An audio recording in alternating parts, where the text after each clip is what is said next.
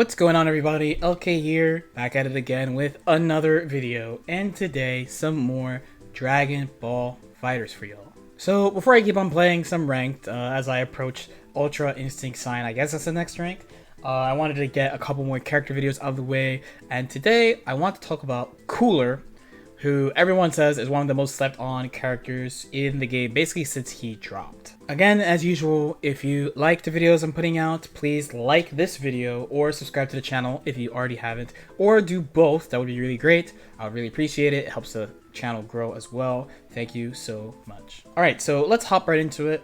Cooler. So since basically this character has come out, the initial reaction to him is that he's not that great, but over time, and especially in Season 2, people have always said that Cooler is really slept on, he's really underrated, etc.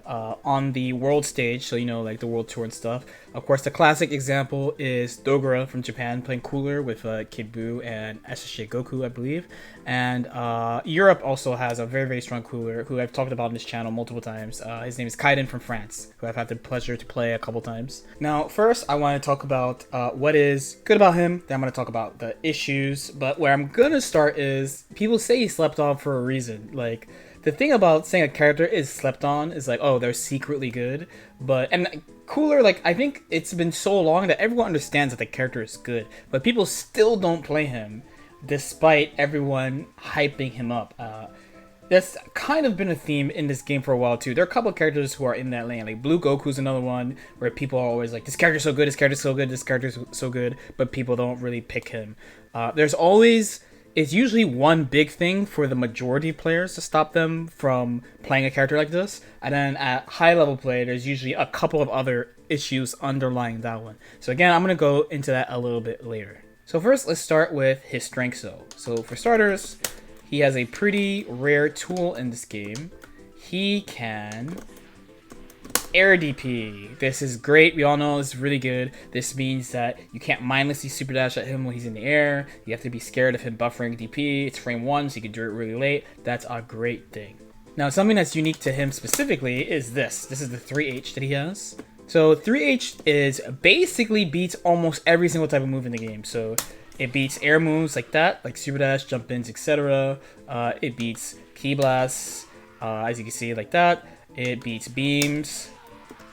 If you don't do the beam fast enough, it'll just hit you. It'll just go through it just like this and just hit you. The move is really, really belligerent for sure. It's really, really strong, especially with assist. The main way you go about beating it, of course, is with a lariat. Of course, I have GT, so this one's like extreme, but a lot of characters in the game have moves like this. So Cooler is also really mobile, despite being a big character. So outside of system mechanic stuff, he can move from the air to the ground pretty quickly. When you whip his LDP in the air, you do have options. You also have this. These have air dash cancel options as well, depending on which ones you do. So he can move around the screen very quickly. He also has moves that jail into vanish. So here you see, right? So for example, he has a beam. He's got the shockwave. He's got plus frames with his dive kick. So this one is -2, but this one's plus. And this one is plus. He also has really good staggers as well. Normal things aside, he does have a 6H. That's -5, so he has extra buttons. He has big buttons that reach really far. So he's good at creating space and creating pressure this way. His 2M is massive. Speaking about big buttons in general for pressure, it also matters for neutral. So he's got like JM, this legendary huge JM. His 5H also travels really far.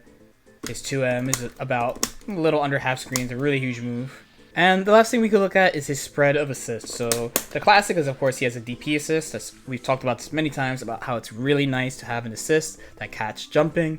This one's a little bit more horizontal, but it is really big. So his B assist is actually not talked about that much. At a glance, it actually is not that special. It's pretty slow. If I'm point blank here, you'll see it's like 40 frames startup. Block zone's okay, but the thing that is good about it is that it beats Key Blast. It's just 3H, so it beats Key Blast and all the other things that his 3H beats. And I'm quite serious, by the way. Goes straight through beams and hits them. And then there is his C assist. So we talked about this before, but C assist, they generally fill in the gap of what the character doesn't have. So in his case, they gave him a beam where auto confirms like this, which is quite nice. So again, these things are all well and good, but what is wrong with him? Like, why don't people play him? So like I said at the beginning of the video, there is a reason why most people don't play him, and then there's a reason why high level players don't play him, both in Season 2 and Season 3. So if we're talking about Season 2, the classic is of course Snap. It was definitely easy to just snap him in and mix him up. He's quite tall, so he was vulnerable to a lot of different types of mix-ups, not just universal fuzzy, but also normal fuzzy. So being a tall character in Season 2 was a little bit worse because yes, there was the IID fuzzy that worked on everybody, but then there was the standard, you know, just rising normal. So you had multiple timings of overhead low you had to worry about. So that was definitely a huge pain for him. Now, if we're talking about high level fuzzies aside, the main issue that he had is that he's not good against popular characters. Again, remember the main way you shut down the 3H is by using tackling type of moves or long slides like lows. And characters like GT and Bardock and Teen Gohan were very popular in Season 2. All these characters have very fast tackles. GT has this, Bardock of course has Lariat that we're all familiar with, Teen Gohan has a kick that goes almost full screen as well. So all these moves will beat his 3H, which is probably one of the main deterrents, especially considering that 3H is one of the reasons why you want to play him. To the surprise of no one as well, it's hard to open people up with him. He does not have a low 2L.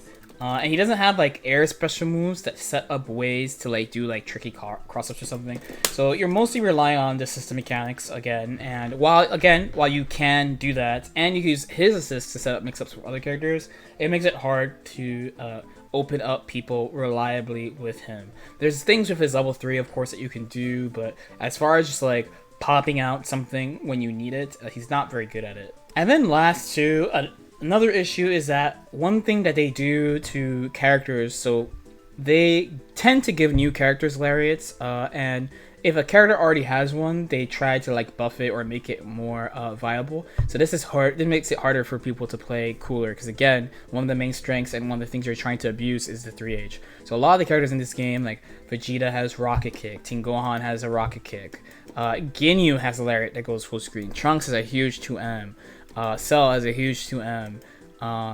Gotenks can use Miracle Punch and Beyblade as like a rocket kick, right? Kid Buu has stomps. Nappa has a huge 5H that goes full screen, and then so does Majin Buu when you dash, right? As does Android 16. Yamcha has Wolfang Fist. So as we go down, like you see a lot of these characters have moves that lunge or slide really far. So it makes it kind of hard to use the move that way. So if you pick him, despite him having a lot of strengths, you need to basically build in a way that you just play kind of defensively and pick your spots. A lot of people think they can kind of like gorilla him and just like, I'm just gonna 3H assist call, 3H 5S over and over. Like they can't stop it. It does work in the way that people just don't have a lot of experience against Cooler. He's a rare character, so you can kind of do that. But once people get experience against him, they're going to challenge. They're going to use their character's rocket kick or lunging punch or sliding kick that they have. They're going to play defensively in the air and not fall on you with buttons, knowing that it's coming. There are some people who might even counterpick you with physical assists so that you can't 3H through their assists. He does shine against, you know, defensive assist builds, especially like double beams and stuff like that.